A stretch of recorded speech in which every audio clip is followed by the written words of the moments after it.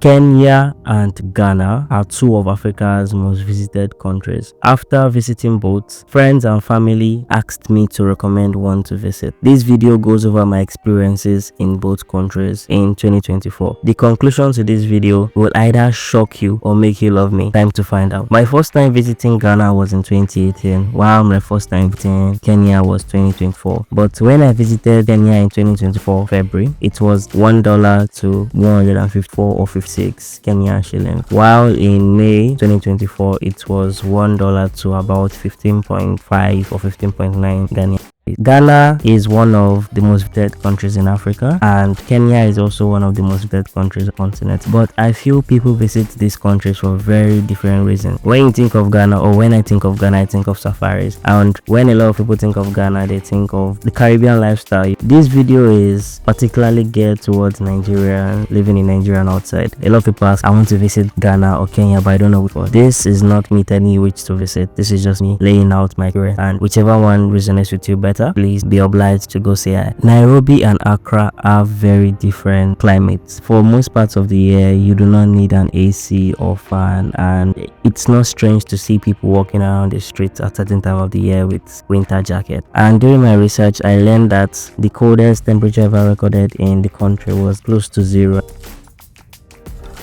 which is unthinkable in coastal West Africa. There are lots of things to do in Nairobi, but most people that go to Kenya do not go because of the city. They go because of all the other things that the country has to offer. I know I'm beginning to sound like very stereotypical, but I would say it again. The safari, the Masai Mara culture are big goals. But if you're visiting Nairobi for the sake of it, I feel like it's one of the most modern cities in Africa, sub-Saharan Africa, and there are lots of things to do. One thing that shocked me was the sheer amount of malls and the sizes. As a Nigerian, the first time I visited Ghana for a volunteering experience in 2018, I was a bit disappointed because it did not feel like I was in a different country. If you had teleported me to Ghana and I had woken up, I wouldn't have known I was in a different country. It's so similar. Coastal West Africa can get really hot for most of the year, and Ghana is obviously not an exception. So depending on the time you go to Ghana, it might be very hot, cooler, maybe dustier due to the Harmattan winds. But I understand that a lot of people, especially non-Africans, actually look out for that. They want to escape the cold, they want to come somewhere warm, and if that's what you're looking for, then come and get it in Accra. Similar to Nairobi, there are lots of things to do in Accra, but I feel like unlike Kenya, a lot of people that visit Ghana actually visit with the intention of exploring the city. At least for me and a lot of people I know, it wasn't like we came to Ghana to see elsewhere, we came to particularly see Accra. I enjoyed the Kwame Nkrumah Memorial Pavilion. There are lots and lots of beaches and resorts, and the art galleries were wow, second to none. Well, maybe not. Subscribing to this channel now is perhaps the best thing you can do for me. Thank you very much as you subscribe. Nairobi has one of the busiest airports in Africa thanks to the growth of Kenya Airways. It is in Embakasi, about 20 or so kilometers away from the city center, and with the opening of the Nairobi Expressway, you can get to the city in less than no time. There are rail connections to other cities within the country from Nairobi, but unfortunately it doesn't have a metro system for within the city. Shout out to the state of roads in major areas in Kenya. I would have to give Kenya that.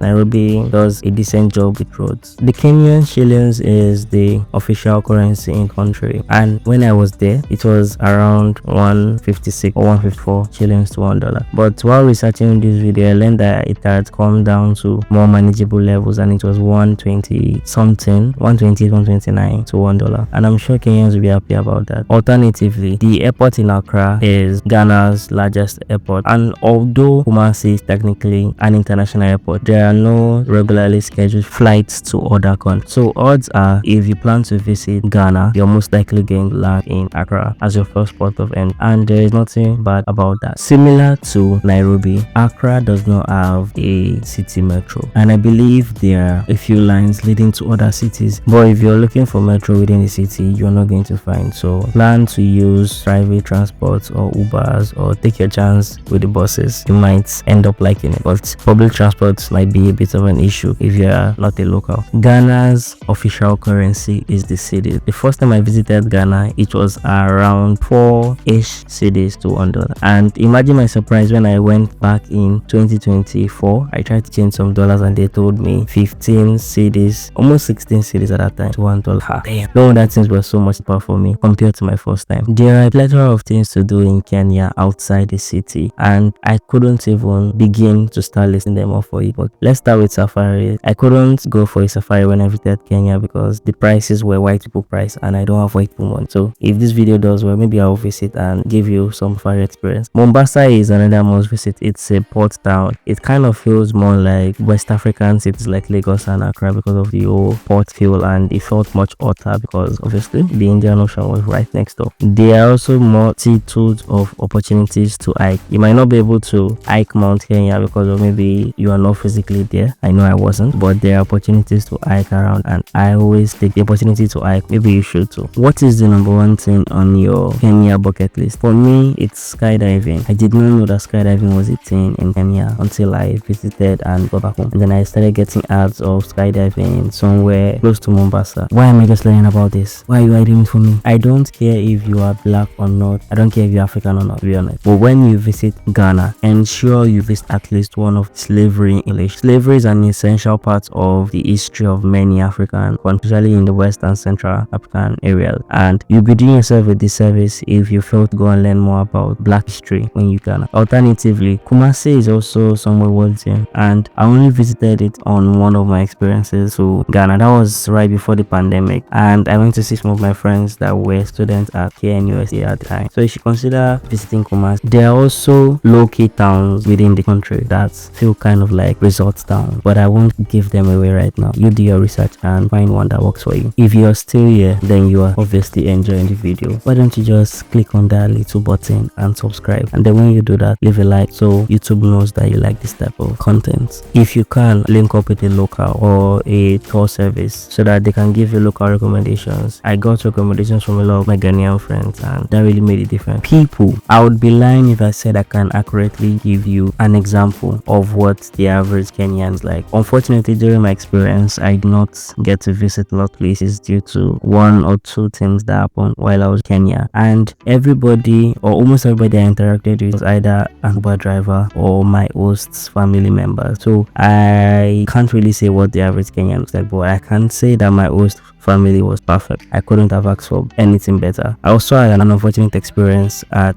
the border when I was crossing, and I was extorted by Kenya immigration. That really put a sour taste. When you're visiting, you can expect to hear lots of English and Swahili on the streets. Many people spoke Swahili to me instinctively, but when they realized that I didn't understand it, they quickly switched to English. I would say if you're coming as a tourist, you definitely do not need to learn Swahili words before you come in. It's always a perk, it's always nice, but you would be fine if you cannot speak any word of Swahili. If you're an English speaker planning to visit Ghana, then you're in luck. You need to do nothing more than pack your bag, get your document, and head on the next flight. But it's not out of the ordinary to hear people speaking Ghanaian languages, especially Twi. This is even more true when you're in Accra. I know there are other languages in Ghana, major languages and minor alike, and I'm not even going to touch this conversation with a poll. That's why I just mentioned English and Twi. If you feel like I missed an essential language, by all means share it in the comment section. If you speak English, you should be fine. And then Ghanaian Pidgin English, which is like an offshoot of English for the local context, is also widely spoken within the country. It's worth keeping in mind that Ghana and Kenya are English speaking countries, and I think they are the only two English speaking countries where the citizens actively brag about speaking the best English in Africa. I don't know, I've always felt like it is a rather mundane and awkward thing to brag about, but you know, it is what it is.